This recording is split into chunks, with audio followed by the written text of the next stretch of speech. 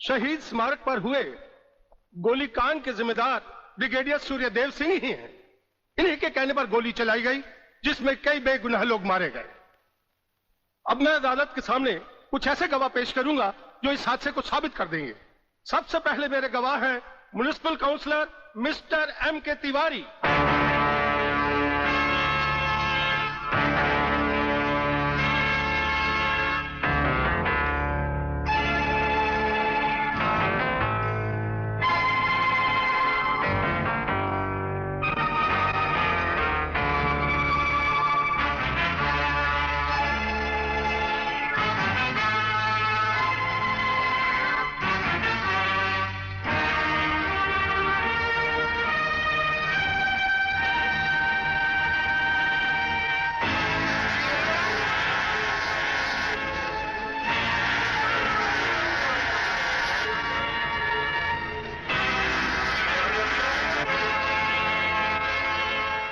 Your honour, अब हमारा आखिरी एक ऐसा चश्मदीद गवाह है जिसकी सच्चाई पर कोई शक नहीं कर सकता, और वो है इंस्पेक्टर शिवाजीराव वागले।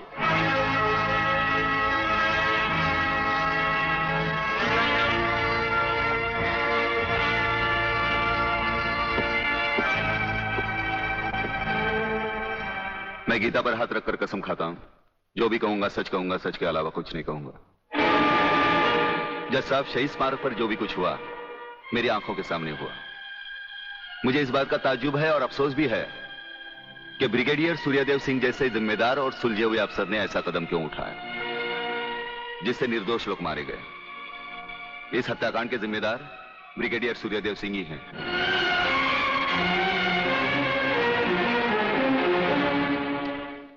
ब्रिगेडियर सूर्यदेव सिंह, अदालत ने आपके खिलाफ सारे बयान सुने।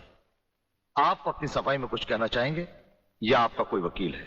हम अपनी डिफेंस खुद करेंगे, सिर्फ आपकी इजाजत चाहिए। इजाजत है? आप गीता पर हाथ रखकर कसम खाइए, जो भी कहेंगे सच कहेंगे, सच के सिवा कुछ नहीं कहेंगे। जज साहब, क्या अदालत को यकीन है कि गीता और कुरान या बाइबल जैसे पवित्र ग्रंथों पर हाथ रखकर जो गवाहियां दी जाती हैं वो सच होती हैं?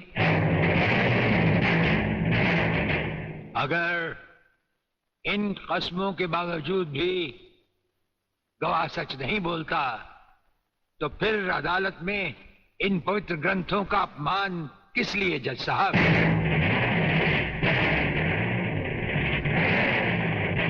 अगर फैसला ऐसे सबूत और गवाहों की बिना पर ही होता है जो पैसे से खरीदे जा सकते हैं, तो बंद करवा दीजिए ऐसे रस्म और रवाज जो कि झूठे हैं। ये मुकद्दस ग्रंथ हमारे धर्म और ईमान का ताज है, हमारी जिंदगी की बुनियाद है। हम ये कसम खाएं भी तो कैसे खाएं? यह अदालत आपकी दलीलों की कदर करती है ब्रिगेडियर साहब, लेकिन यह अदालत की बरसों पुरानी रस्म है जो मैं नहीं बदल सकता। तो फिर हम भी अपने जमीर के खिलाफ नहीं जा सकते, चाहे वो अदालत हो या जंग का मैदान। आप अपना फैसला सुनाकर अदालत की रस्म को पूरा कीजिए। तमाम सबूत और गवाहों के बयानात को मद्देनजर रखते हुए यह अदालत इस नतीजे पर पहुंची है कि शहीद स्मारक पर बेगुनाहों पर पुलिस ने गोली ब्रिगेडियर सूर्यदेव सिंह के कहने पर चलाई। इसलिए यह अदालत ब्रिगेडियर सूर्यदेव सिंह को 1 साल कैद की सजा सुनाती है।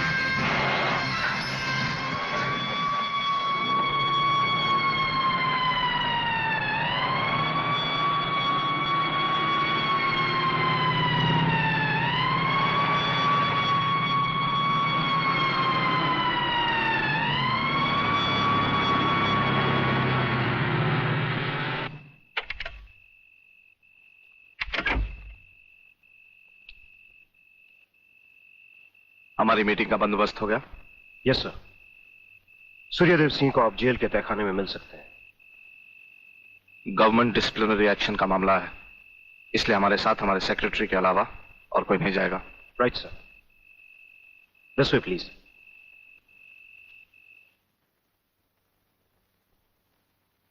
आप इधर उधर देखने की तकलीफ मत उठाइए मंत्री साहब, हम देख भी चुके हैं और सुन भी चुके हैं। यहाँ दीवारें तो हैं लेकिन इनके कान नहीं। आपका वागले से अलग हो जाना, वागले का भरी अदालत में आपके खिलाफ बयान देना, आपका गिरफ्तार होना भाई ये सब मेरी समझ में पूरी तरह से नहीं आया। इसलिए तो आपको हमने याद किया है। और जब कभी सुबह समझा जाता है तो इंस्पेक्टर वागले इसी तरह भेस बदल कर हमसे मिलने यहाँ आते रहते हैं।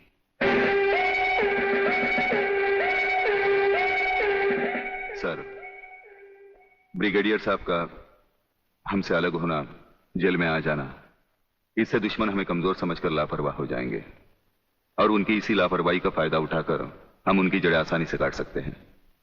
हम जिन जराइम की तलाश में हैं, उसकी कुछ जड़ें इस जेल की चार दीवारी में भी पैवस्त हैं। उन्हें ढूंढकर निकाल कर हमें खोदना होगा।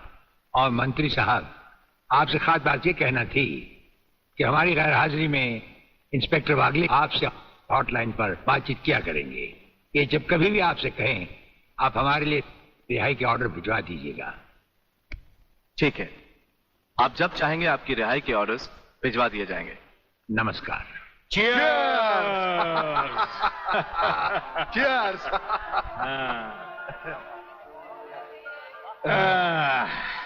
नया साल बहुत बहुत मुबारक हो प्रलयनाथ। नया साल तुम्हें मुबारक और सूर्यदेव सिंह का जेल जाना मुझे मुबारक। राधा बिटिया कहीं नजर नहीं आ रही। नजर तो तुम्हारा बेटा रसिक नाथ भी नहीं आ रहा। अरे भाई, इन नौजवान लोगों का हम बूढ़ों से क्या मतलब। मना रहे होंगे कहीं नया साल अपने जवान दोस्तों के साथ। प्लीज रसिक, ऐसा मत करो ना। अगर ऐसा नहीं करूंगा तो नए साल का सेलिब्रेशन अधूरा रह जाएगा मेरी जान।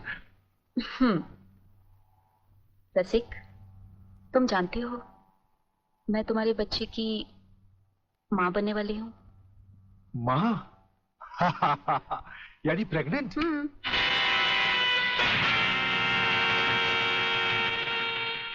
अनीता, तुम? हाँ मैं। कह दो इसे भी, प्रेगनेंसी में परेशानी क्या है, करवा लो अबॉर्शन। शादी बाद में कर लेंगे, अभी तो हम बच्चे हैं। क्यों, यही कहा था ना तुमने मुझसे, और न जाने किस किस से कहा होगा। अनीता, अनीता, कब तक तुम मुझे यूं ही ब्लैकमेल करती रहोगी? राधा, राधा ये सब तुमसे झूठ बोल रही है। ये मुझे बदनाम करना चाहती है। इसकी बातों में मत आना तुम। मैं भी तुम्हारी तरह इसकी भोली भाली बातों में आकर इसके बच्चे की माँ बनने वाली हूँ। बच्चे की माँ?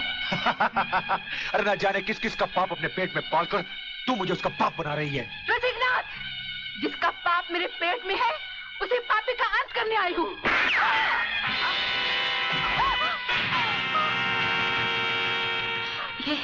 ये तुमने क्या किया?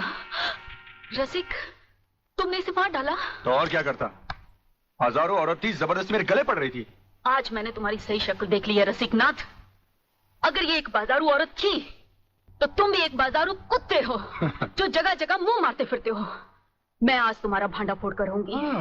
मैं अभी पुलिस को फोन करती हूँ। साली, ज्यादा समझदार बनने की कोशिश की तो तेरा भी यही आशा कर दूंगा, समझे?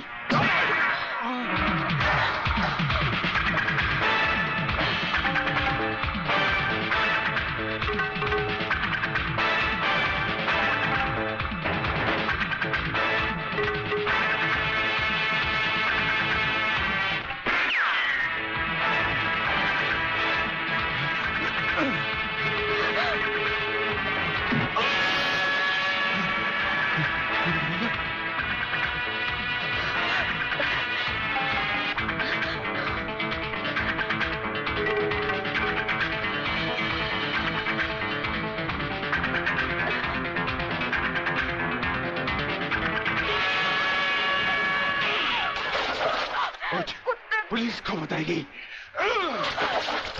पुलिस को बताएगी। जिंदा रहेगी तो पुलिस को बताएगी ना। न रहे बांस न बजेगी बांसुरी। मैं तुझे खत्म कर दूंगा कमीनी।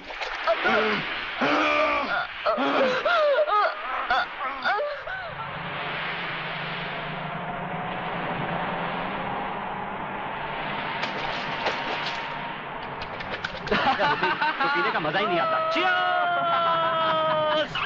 अरे क्या हुआ? अबे सामने देख, लड़की की लाश। अरे नहीं यार, ये भी कोई हमारी तरह नशे और मस्ती में चूर लगती है। चलो उसे और पिलाते हैं, अपना भी नया साल सुधर जाए। अबे नया साल सुधारने के बच्चे, अगर लफड़े में फंस गए ना तो जिंदगी बिगड़ जाएगी। हमें क्या मालूम वो जिंदा है या मुर्दा? क्यों संजू? कुछ भी हुआ लोग, मगर इंसानियत के नाते उसे देखना हमारा फर्ज है। चलो चलो देखते हैं।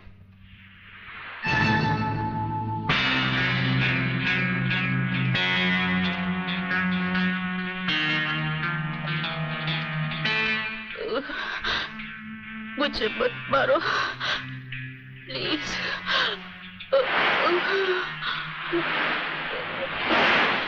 भगवान के लिए मुझे मत मारो।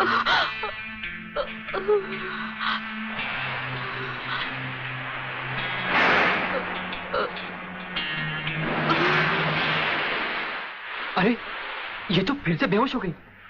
लगता है किसी ने इसे बहुत मारा है। चलो इसे अस्पताल ले चलते हैं। डॉक्टर साहब। यस, क्या बात है? डॉक्टर साहब, ये लड़की बहुत सीरियस है, आप बचा लीजिए प्लीज। लड़की? कहाँ है लड़की? कौन है ये? हम नहीं जानते। तुम नहीं जानते तो इसे लेके क्यों आए हो? कहां से लाए हो? बीच से। ये हमें बीच पर बेहोशी की हालत में मिली थी। बेहोशी की हालत में?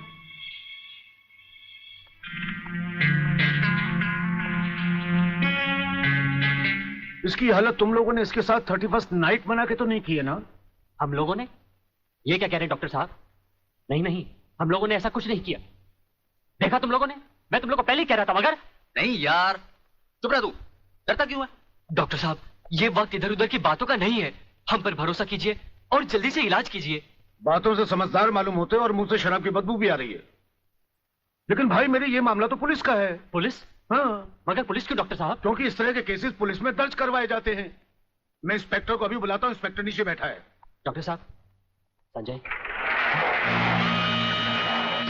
आप लोग बैठिए। इंस्पेक्टर, कहाँ गए वो लोग? साहब, हम लोगों को मार के वो दोनों भाग गए। क्या बात है डॉक्टर साहब, आप इतने परेशान क्यों हैं? इंस्पेक्टर साहब, पता नहीं वो 3 लड़के इस लड़की को बेहोशी की हालत में यहाँ लाए। मैं आपको बुलाने गया, इतने में वो भाग गए। भाग गए?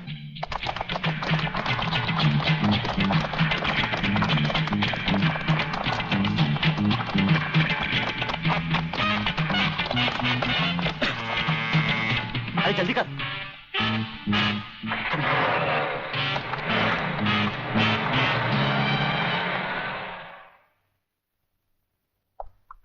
सर, ये है उस लड़की की मेडिकल रिपोर्ट।